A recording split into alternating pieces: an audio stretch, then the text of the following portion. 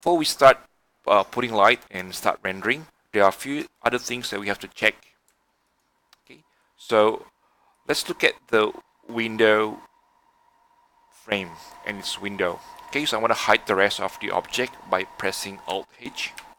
Okay, now depending on how you model the window, okay, we need to separate between the window frame and the glasses. Okay, and we're gonna assign the glass material for that glass, because if you don't, the light cannot go through the glass and your bedroom will be all black when it's rendered. Okay, so I'm gonna go to the shading and use this default material for now. Okay, so everything will turn into gray and it's easier for me to see. Now, you have to make sure that the frame, okay, and the window is actually separate. And if you don't, this is how you do it. Okay, so I'm gonna go to the face mode. Okay, and I'm going to select the window, right? This window and that window. Okay, there are two sides. Okay, so once it's being selected in the face mode, you need to go to edit mesh and then extract. Okay, so this function will actually separate the glass and the window frame. Okay, and then you can do the same thing with the other one. So you can go to the face, select this side, and select that side. Okay, so once it's being selected, then you apply the extract. Okay, so once you apply, you're gonna have a separate object like this. Okay, so one for this side, one for that side. Same thing with this and that. Okay, and then like the frame is also separate. Okay, now you can also do the same thing with the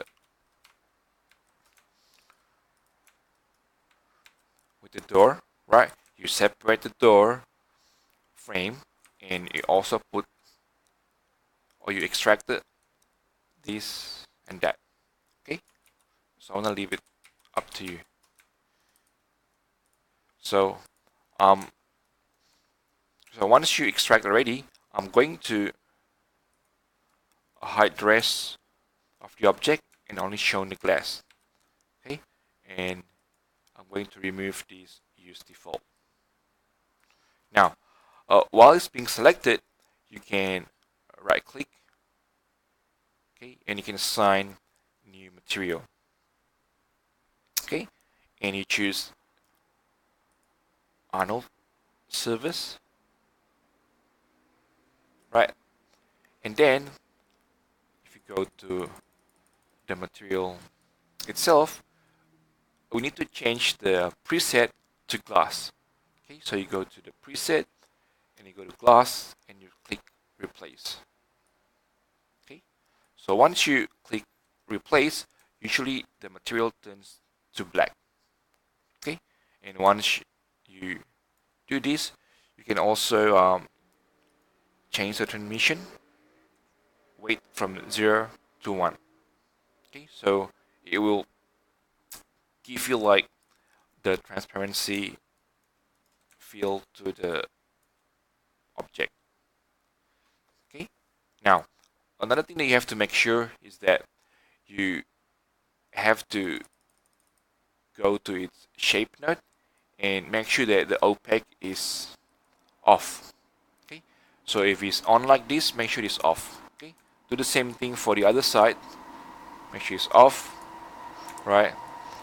Make sure this is off, and the other one also off. Okay, um, so once you finish with that, then we can do some test render. Okay, so don't forget to also assign the same glass material with this door glass, right? There's one side and there's also the other side.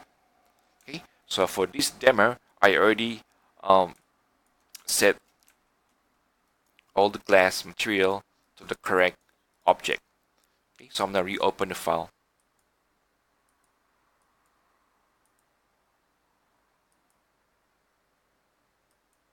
Okay, so this is what I have right now. Okay, So I already put some light, but I'm gonna hide it now.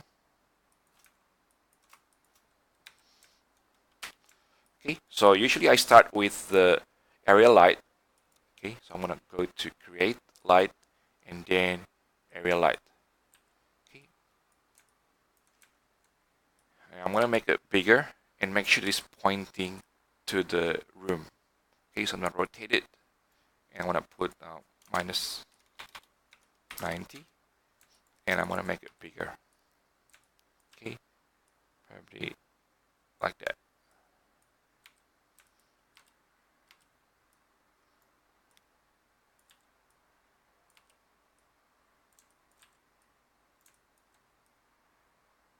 Okay, so there are many ways to light the scene. Okay, so you can like make an individual light for each window. That's also fine. Okay, so there's one light here and there's one light there. Okay, but in this example, I'm just gonna make the light uh, big enough to kind of like covering this entire window.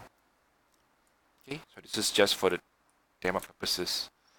And again, I'm going to open up the attribute editor and start increasing the exposure and render, and then kind of like see how it goes.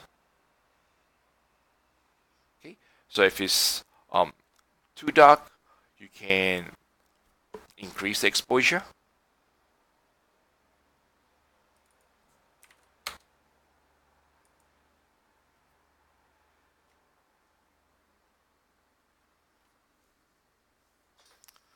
Okay, so in these examples, it's not too bad with the exposure of 15, right? And I can save it, and I can start adding some more light because right now it's a bit too dark. Okay, so I'm gonna create the option light, and I'm gonna like make it bigger. So it's easier for me to select, and I'm gonna rotate it like that. Okay, and I'm gonna put maybe exposure of 3, and I'm gonna start render and compare the result.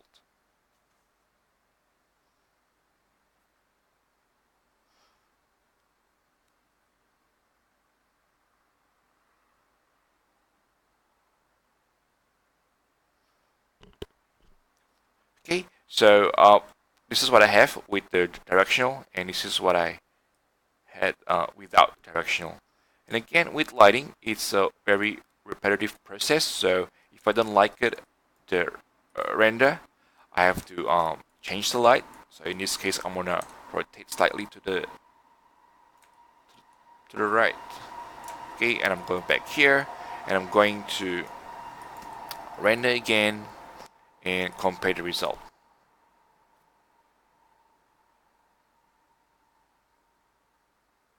Okay, and if you find like this is still like not bright enough, you can always like adding more light. Right, so this is what I have now. Okay, and this is what I have before. So it's not too bad. I want to save it, and maybe it's still a bit too dark, and I want to add some more light. Okay, right here with the intensity of 3 maybe, and I'm gonna render again and compare. Okay, so it's very repetitive with the rendering.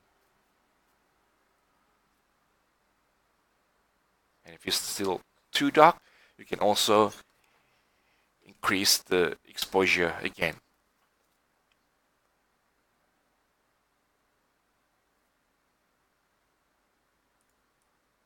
Okay.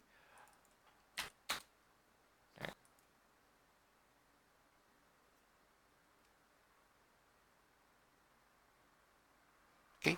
Now, I'm gonna stop the render, and I'm gonna show you the final light that I have.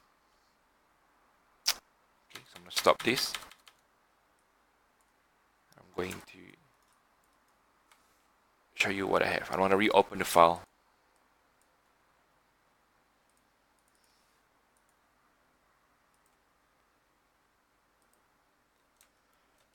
Okay, so So this is what I have with my render. Okay, so I have one big area light with intensity of 3, and I have 1, 2, 3, and 4 directional light.